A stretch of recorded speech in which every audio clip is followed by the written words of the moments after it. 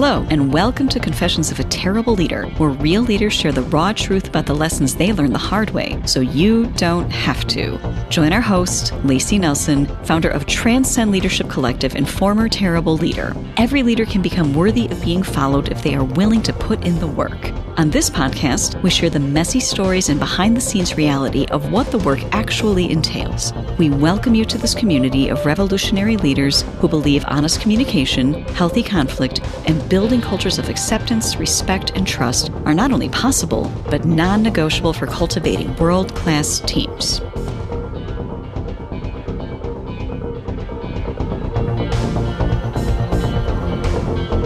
Hello, listeners, and welcome back to Confessions of a Terrible Leader. I am your host, Lacey Nelson, and let's not forget, former absolutely terrible leader. We have today an incredible guest, Rachel Brenke. Rachel and I have Rachel, we've known each other, 10 years now? Is it coming up on 10 years? I think it's longer than that. I don't know. Time flies when you're a terrible leader and having fun and building businesses.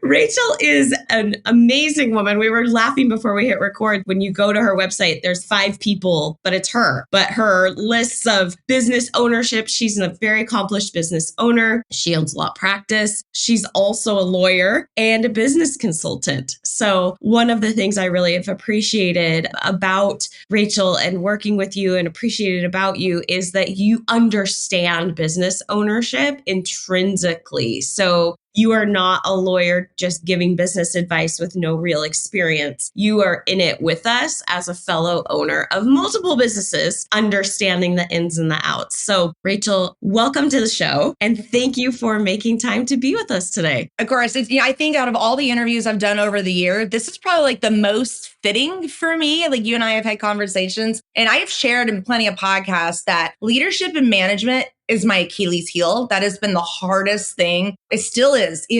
This will be coming up on 20 years in business, and it's still the hardest. So I love that you have this resource because I would have loved to have it years ago. So if y'all are listening, soak it in, love it, because yes, it's awesome. Well, thank you. Thank you. Thank you. And yeah, I made this podcast because I too would have loved to have it 20 some years ago. So it's often the people part is the hardest part, especially for those that are extremely visionary. You can see how something is going to work from top to bottom, and then you get people involved to help you actually bring it to life, and it just gets messy really fast. Mm-hmm. So with your journey, how many people, just a rough estimate, would you guess that you or estimate that you have worked with as in that leadership role over the course of your business experience?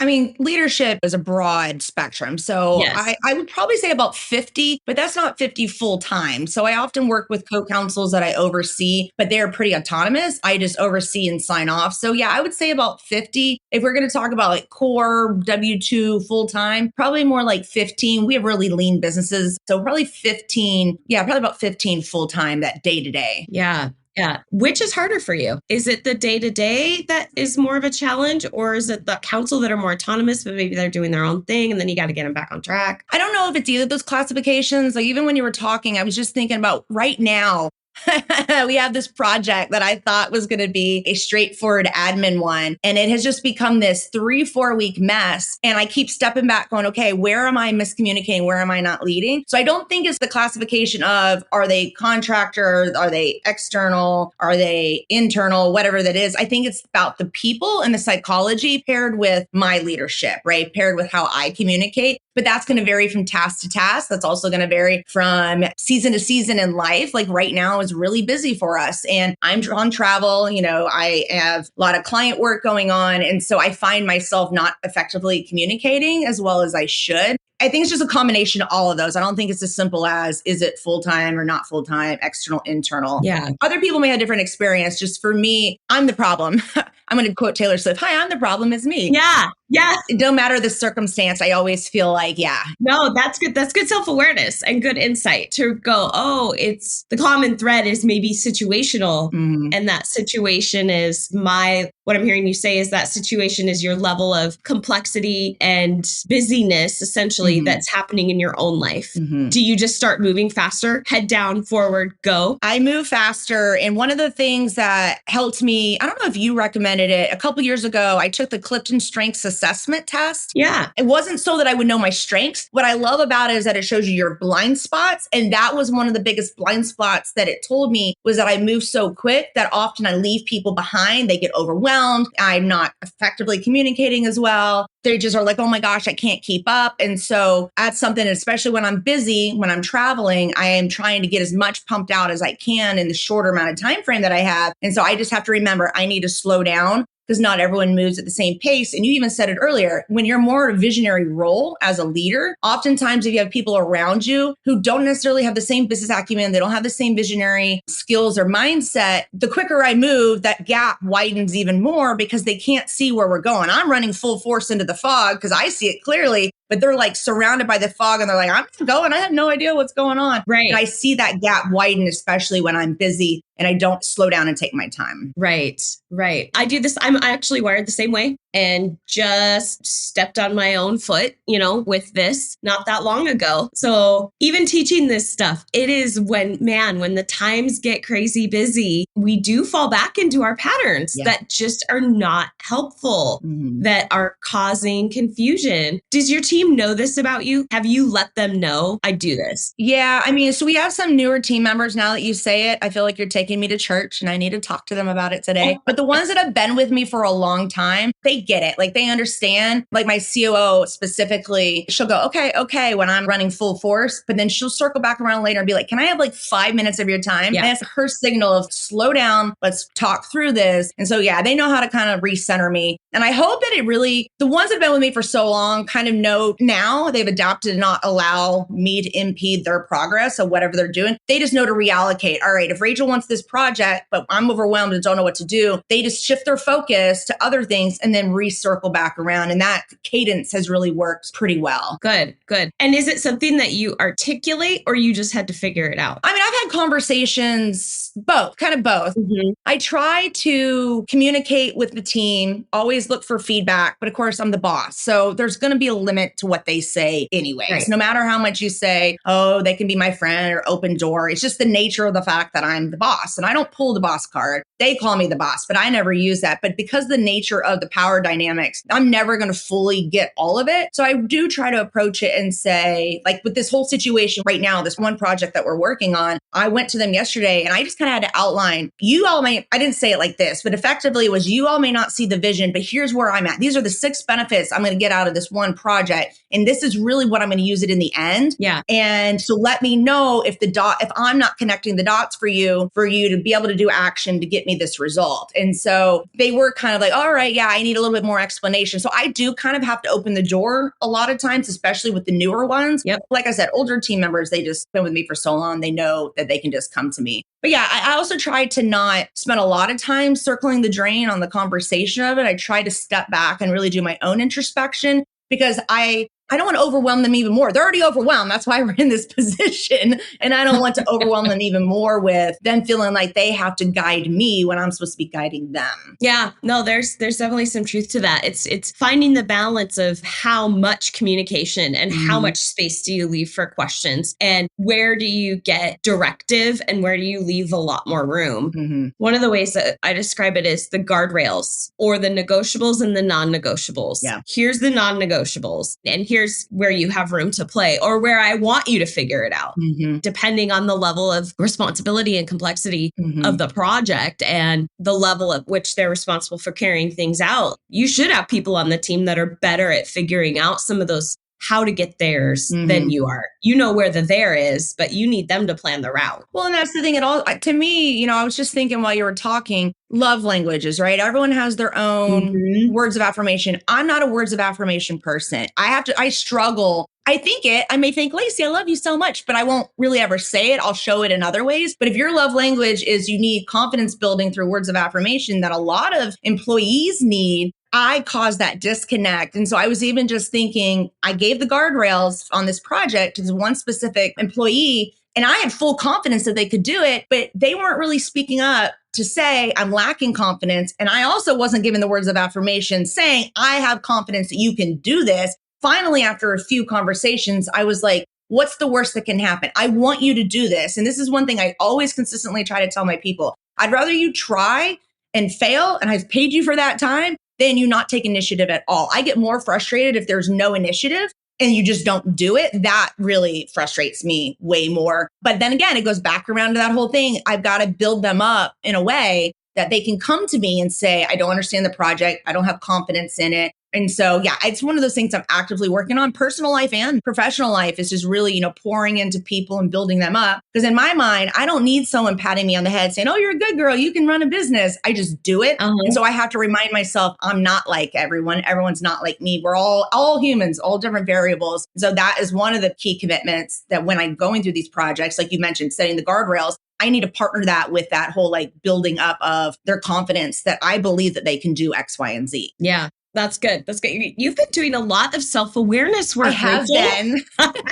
Well, what's funny with that is I remember it was probably about 5 years ago. I was trying to muscle through the leadership, right? I really was like, no, it's just the wrong people and not really thinking it was me. And in those situations, even when they would fail, I would get so frustrated. I would take it out on them. And I really didn't mean to. I just wasn't aware enough to know that I was frustrated with myself at the time. It wasn't so much about them. I knew I had failed them, but I wasn't going to take it out on myself because I didn't have enough awareness. I was taking it out on other people. Yeah. And we used to joke, the beatings will continue until morale improves. That's not a good way to go about it. And I've had team members come to me after learning this. They're like, we've seen growth in you. You're willing to fall on the sword when you know you've messed up as a leader. They don't say it like that, but essentially when I've given ineffective directions or, You're owning your part. I'm working. Here's my part. You're still accountable for these outcomes that didn't happen, but here's the role that I played in making your life actually harder, your job harder. Well, I have a good teacher that teaches me this stuff, Lacey.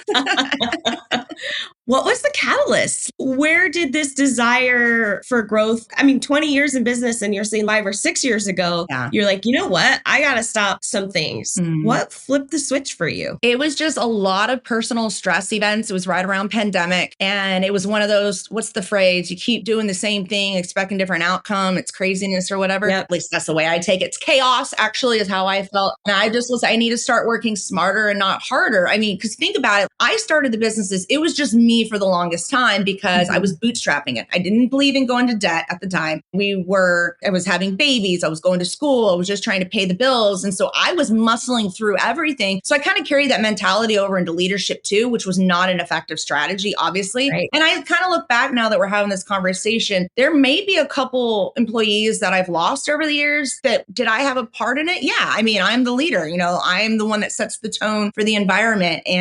But yeah, anyway, so to answer your question, it was just almost like a necessity. There was so much chaos in all areas of my life that I was like, we've got to figure something out. So it forced me to look at this more introspectively, be more self-aware. I'm still a work in progress, still working on it. Yeah. Me too. And I built a whole company around it, but I am still working on it. So, and we always should be. That's the thing. The best leaders never think they've arrived. They know there's always that necessity to pause and to do the self-reflection over and over and over again. And we're going to fall into old patterns that served us really well, that they helped us survive in whatever situation that we were in previously, but they don't serve us anymore, but they're our reflexive go-to. Right? And I don't think anyone gets through 40 years of life, 30 years of life without experiencing some level of trauma. Yeah. Some level of hurt where our brain and our body goes, hey, primary job here is to keep you alive. So we're going to do whatever tactics we can do to keep you alive. And when we're not aware of how our brain works and how trauma works and how patterns work and how we're leaning on these old tapes, I guess that shows how old I am, these old messages, that are telling us do this to survive right now, and we don't even know they're playing in our heads, man, they cause us so much pain. And I never really considered that childhood patterns, childhood growth environment. It almost was a copy paste. And I just thought that was the way to be because I grew up in a military family. So it was kind of like, you do it no matter what. I give you a task. I don't have to give you directions. I don't have to give you an SOP. You just do it. You figure it out. Which was good. That benefited me in business, but it didn't benefit me as a leader because when I adapted that, then I was overwhelming people. I was losing people. I was leaving people behind. I'm not just attaching it. That was my own experience growing up in a military family. Right. I don't know if it was the military or what it was, but that was my experience in childhood that I carried over and just was, like I said, it was causing chaos. Yeah. Yeah, that's one of the things that I find so double-edged swordy about all these military leadership books. There's some concepts that are great. We actually use the concept and teach the concept of extreme ownership. That's a great concept. However, oftentimes there's no nuance applied. When people read it, they just apply military tactics to the workforce, and it's not the military. People are not enlisted. They can leave. Yeah. I could go on and on about that, but that is not why we're here. No. So my big question for you today is there a specific story example that you're willing to share of a time where you really messed up as a leader and you can look and go, I am taking full accountability for this? And we want to know what it is. Spill the tea. I don't know if it's so much one specific instance, but I know there's one pattern that I repeat that can be a big thing, if that can be an answer. I have a tendency, I don't know if it's an ego thing, to not admit when I'm wrong, if I've messed up. I even did this yesterday and I was like, okay, say it. Say to your team, you were wrong. You misread it. And it was just so it's not a big, huge thing, but doing that repeatedly tears down. Because then my staff is like, well, we have to fall on our sword when we mess up because I value that when someone owns up. So I almost have to force myself to own up. I know that's not really big T. That is one pattern that I see repeated that I have to commit myself to sit. When I see I made an error and I'm getting frustrated, I have to take the responsibility for it. And it's hard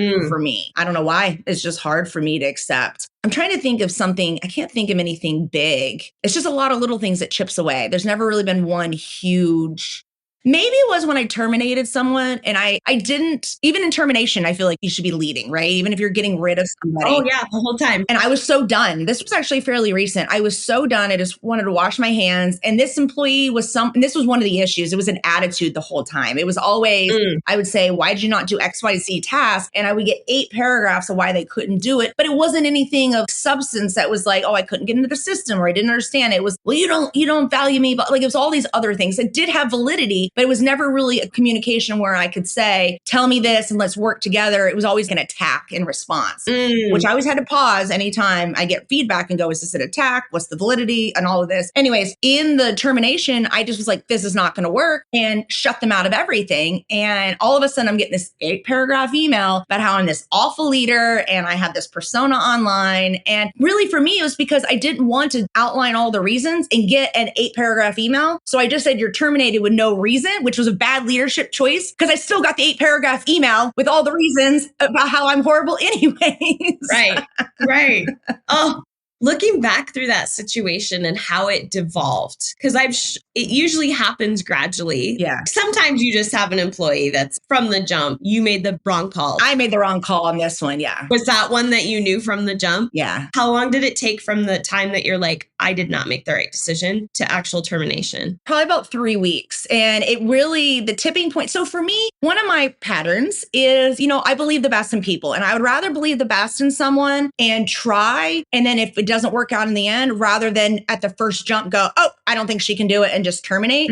But the issue for me was when the well was being poisoned with the rest of the staff, I had one come to me because we use Slack because we're all remote. And one of my team members came to me and she knows me personally. We've known each other through the military community for years. And she goes, I know you wouldn't let your kids talk to you like that. the whole staff was seeing how this one team member was treating me. And I was like, okay, if they're picking up on it, it's starting to poison the well and it's going to destroy the culture. So that was probably, I knew in my gut about this first or second week. But again, I'm trying to go, no, it's new. Maybe they don't know or they're just learning. Right. By the third or fourth week, I was like, ugh. And then at week 6, when that comment was made to me, I terminated shortly. So it wasn't even like 2 months. And again, it wasn't skill set. It wasn't initiative. It was attitude. Yeah. Whether or not it was in response to my leadership style or just, I don't know.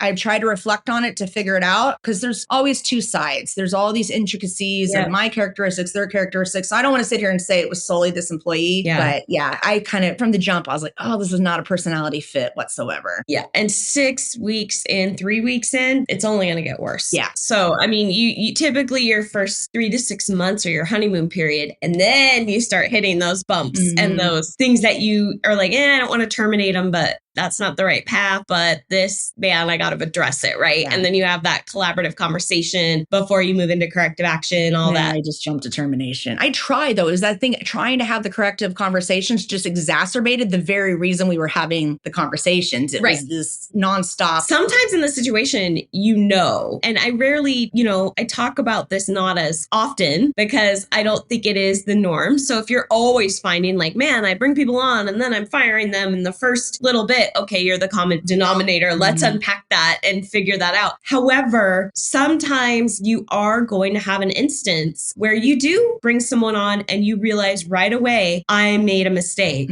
Right away being within the first few months.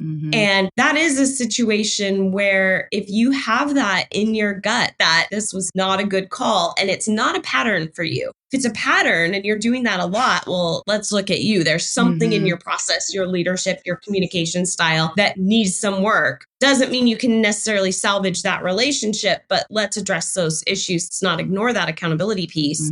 But sometimes there is going to be that situation where you need to fire fast and look back at what slipped through the cracks in my process of hiring. How did I bring this person on? Every now and then you're going to have the anomaly, right? It's just, you could have done everything exactly, quote unquote, the right way and it still happens. But yeah, fire fast because toxicity, that's a non-negotiable for me. Toxicity will destroy your team. And I think we have to be careful because we have this pattern of calling everything toxic. Yes. It's funny.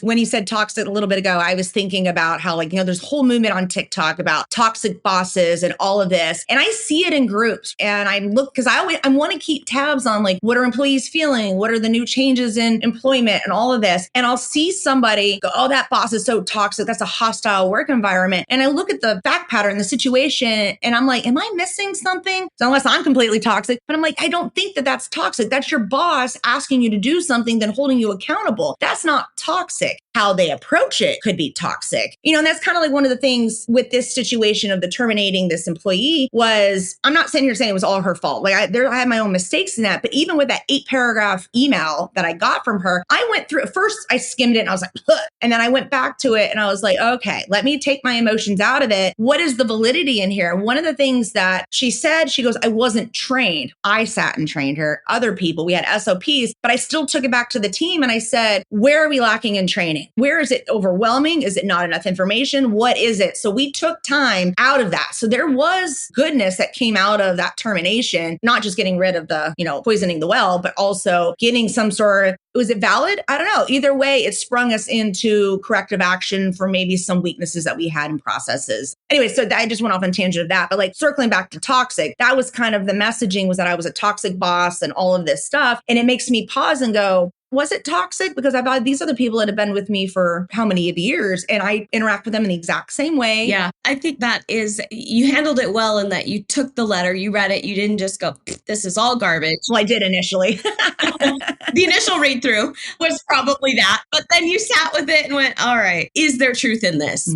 I'm going to own I'm not bringing this person back, but is there some truth in this? And one of the things that sticks out to me in this story is that it sounds like you have a culture where it is not the norm to talk to each other or to you that way, in that way that she was bringing things to you and the vibe, so to speak. speak, of just the negativity, because your, what I call a healthy immune system of a team kicked in. Mm-hmm. And that's when your team members are like, oh no, we don't do this here. Mm-hmm. And you don't even have to say it. The message on the side of like, what is happening? This is making me, it unsteadied the entire team. Mm-hmm. Unfortunate that they went through it. But another learning piece is that you're doing something to set up this culture of expectation for this is the way we talk to not just me, but to each other.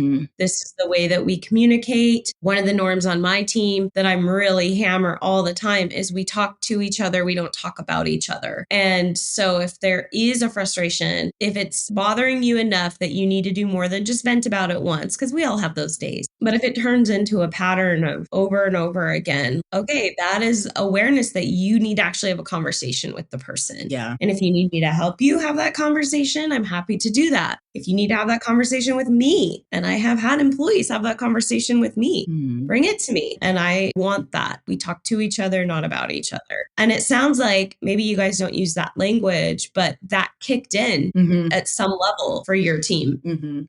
Well, and I know you say this and I disagree with you on it, but I love you. See, I am words of affirmation that you can't be friends with your employees. But I think because I have created a friendly environment, especially considering majority of these people started as friends first and then became employees, that's how they felt comfortable. This one has known my family for 15 years. And so when she's like, you wouldn't let your kids talk to you like that, I was like, you're right. Yeah. And I'm letting a grown adult do it in front of everyone. You're right. Yeah. Yeah. You're right. I do say you can't be super close friends with your employees, but I also acknowledge sometimes you are super close friends. As my COO is currently flying down to Florida and we're going to Disney together this weekend. And those friendships do develop. Or you were friends first, but they're a super great fit for this role. No, we joke we're trauma bonded together. That also. Well, you know, one of the other things that I want to ask you, am I allowed to ask you a question in this? Heck yeah, I love it when they turn. So in that situation, I think I even called you or talked to you about this briefly.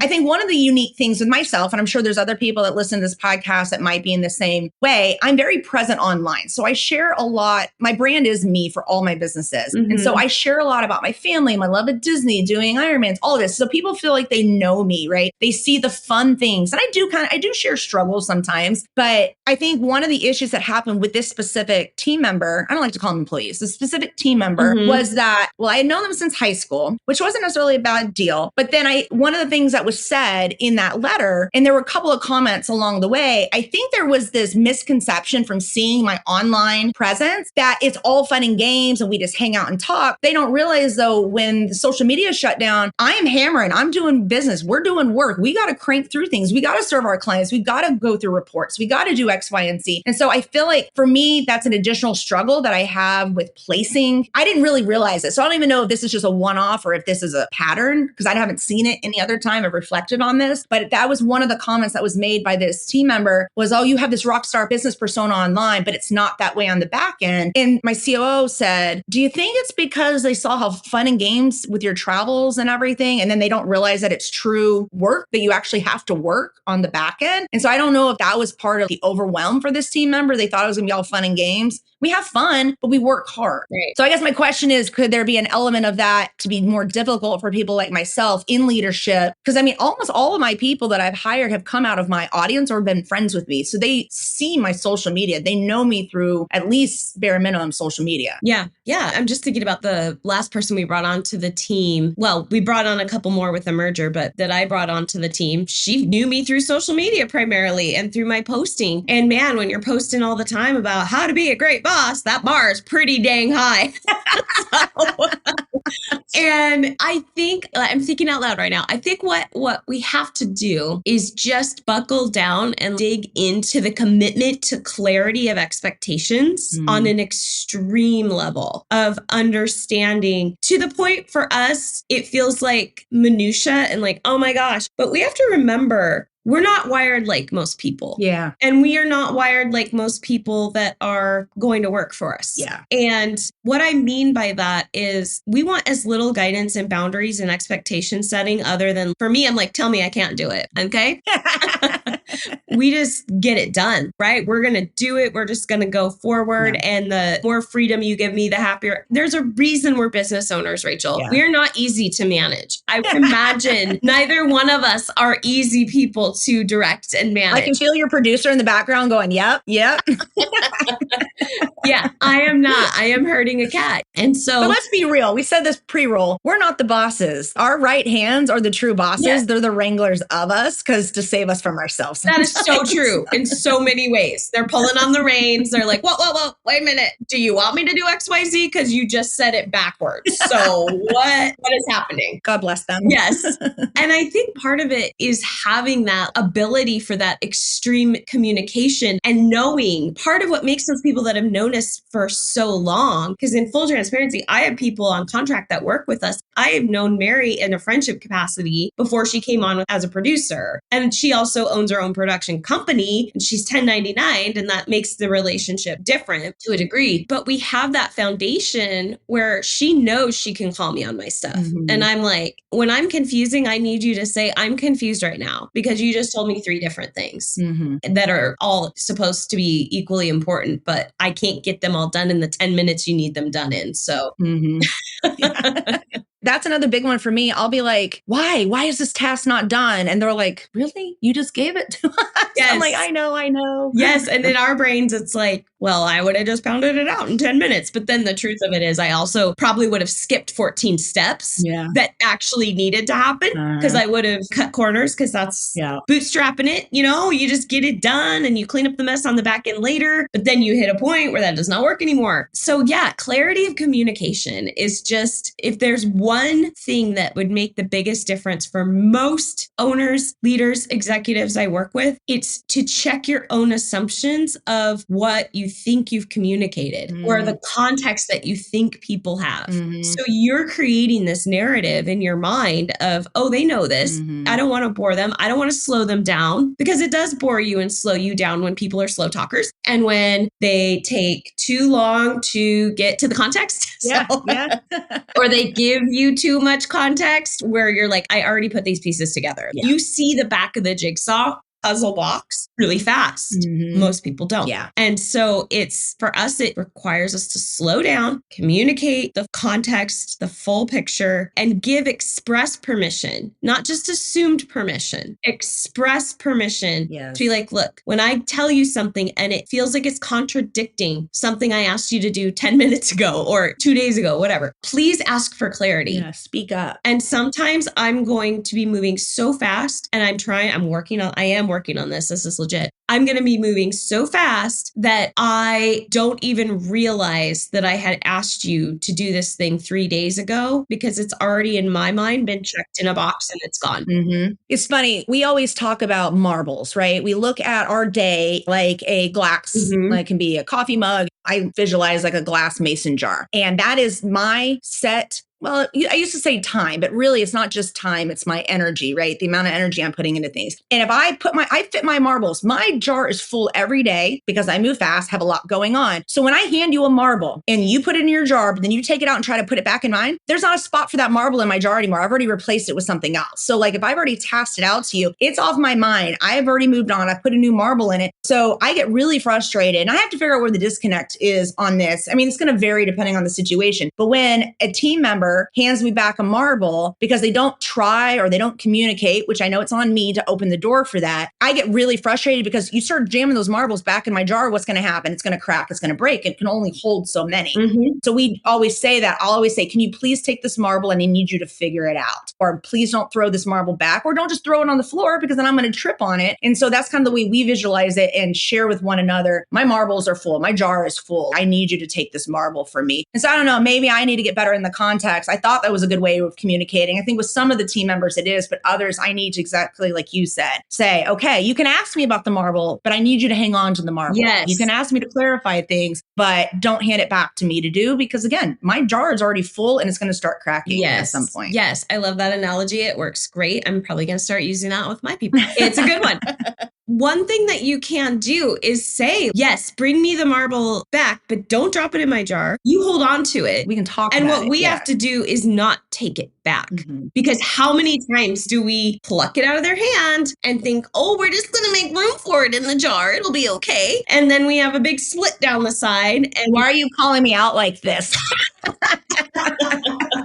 we have to actually get good at going, okay, where are you stuck? I'm going to help you get unstuck. Yeah. And then you're going to keep rolling with it. Well, because if you keep rescuing people, especially with people like us, people who are leaders, we move fast. We think, oh, it'll just be easier for me to do it than go through the process of explain it. But it's, if you keep rescuing them, they're never going to learn to swim, right? You throw them in the water and every time they start going under, you pluck them out as opposed to teaching them to swim. You're going to be plucking them out all the time. Yeah. And it's just, I have a tendency to go, like with this project that we're working on right now, that I feel like should have been 1 week and now it's been 3 weeks. I have said repeatedly, I'll just do it. And then I'm like, no.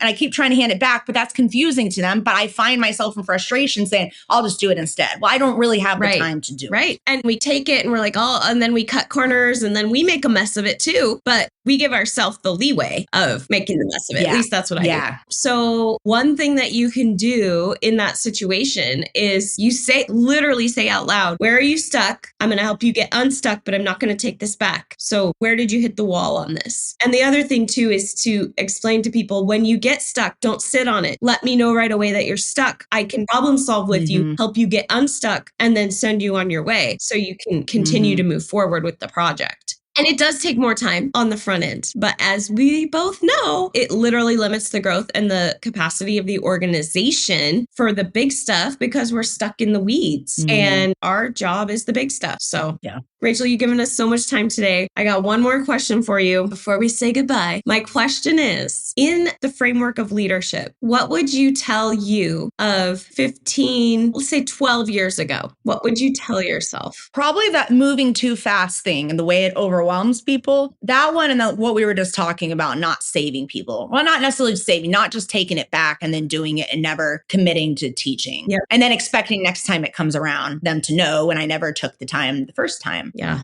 Whew, we're two peas. I know. Thank you so much, Rachel, for your time today. Thank you for coming on. Is there anything that you want to share? We're going to put all your links in the show notes, but this is your opportunity. Do you have anything big coming up? Is there anything you really want to highlight for people across any of your gazillion businesses? I know.